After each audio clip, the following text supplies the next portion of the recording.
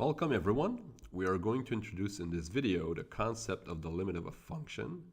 As a running example, we will use the example of a falling ball over a time interval of 2 seconds. The position function of the ball is given by the function s equals s of t, which is in this case 64 minus 16t squared. So as you can see, when t equals 0, s of 0 is 64, which means that the ball is 64 meters above the ground. And when t equals to 2, s of 2 is 0, which means that after 2 seconds the ball hits the ground. In this video, we are going to investigate what happens when t equals 1 second. So what we will do at first is look at the average velocity over a time interval starting at 1 and ending at x. We will call that, as in your book, AV of the interval 1x. So that AV stands for average velocity. Graphically, the average velocity corresponds to the slope of the secant line going from the point 1, s of 1, to the point x, s of x.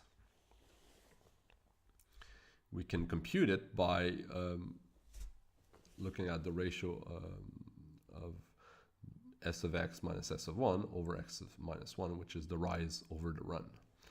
If we replace s of x by its value, we get 16 minus 16x squared. S of 1 is 48. After simplifications, this gives 16 minus 16x squared over x minus 1. Now, if you recall, we have defined informally that the instantaneous velocity of a moving object at time t equals to 1 is the value that the average velocity approaches as we take smaller and smaller intervals of time containing t equals 1. So what we'd like to do with the expression we have obtained is look at what happens when x is closer and closer to 1. Now, it's tempting to try to replace x by 1 to see what happens, but very quickly we see that there's a problem, because if we do that, we will get a division by 0 in the denominator. So that's no good. However, if we take a closer look at the numerator, we see that if we replace x by 1, it's also equal to 0. And that's good news, because that means that 1 is a root of the numerator, but it's also a root of the denominator, which means that x minus 1 should be a common factor of the numerator and of the denominator. So let's factor the numerator and see what happens. Now we can factor a common factor at first. We can factor 16. We get 16 times 1 minus x squared. Now 1 minus x squared is a difference of squares. So we can factor that as 1 minus x times 1 plus x. And at this point, we should expect to have a common factor of x minus 1, both in the numerator and in the denominator. If you take a close look, 1 minus x in the numerator is just the opposite of x minus 1. So if we cancel both factors, we will get minus 1 as a result. So that explains why on the right-hand side we get minus 16 times 1 plus x. We should be careful, because the equality signs here, the equality sign holds only if x is not equal to 1. Because the expression on the right-hand side is defined at 1, where all the other expressions we had before are not. But at every other value, the expressions are equal. What's nice with the last expression is that we can use it now to investigate what happens to the average value function if x is close to 1.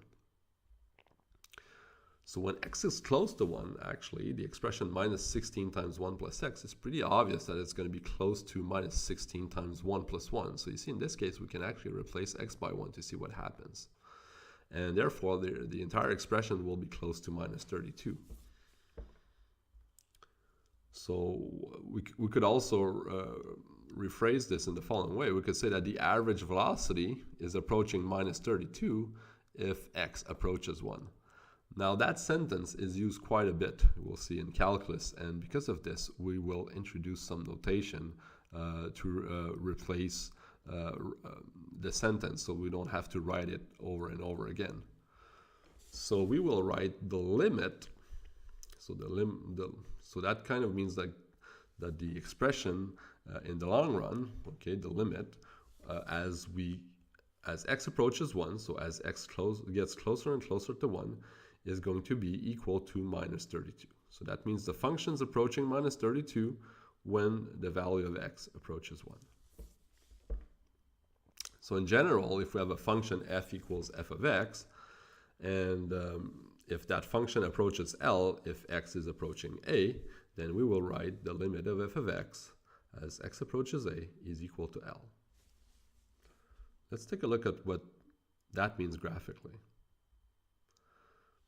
So here we have a function, some random function f of x. As you can see on the x-axis, we've indicated the point A.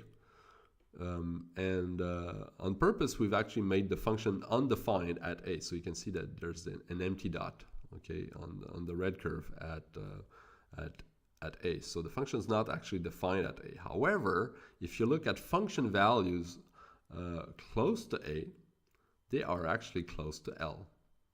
So that's why the limit of the function is equal to L when x approaches a. So there's actually, the graph also indicates that there's a difference between the value of the limit and the function value. In this case, we have a limit that's equal to L and a function value at a that's actually undefined. So we should remember that when we write x approaches a, that actually means that x is getting closer and closer to a, but it's actually never equal to a.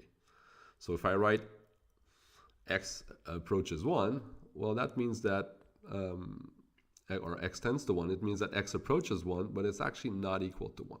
So that's why we will be able to write that 16 minus 16x squared over x minus 1 is actually equal to minus 16 times 1 plus x when x is approaching 1. Okay, again, that's because x will never be equal to 1, really. So if we plug in our limits, that also means that we'll be able to write that the limit of 16 minus 16x squared over x minus 1 as x approaches 1 is actually equal to the limit as x approaches 1 of minus 16 times 1 plus x. And the advantage in using the last limit, the one that appears on the right, is that it can be easily evaluated, because there is no problem here in replacing x by 1 to see how the expression behaves when x is near 1. So we get that the limit is actually equal to minus 16 times 1 plus 1, which is minus 32.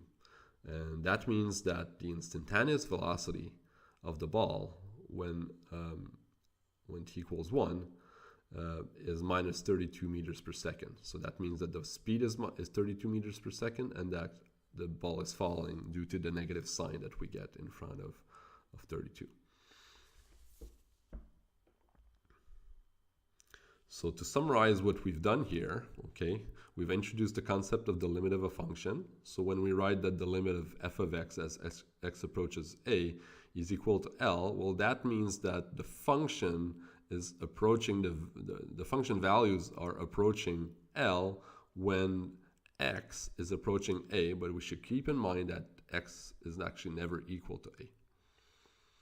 So in general, the limit of a function is not necessarily equal to the function value at a.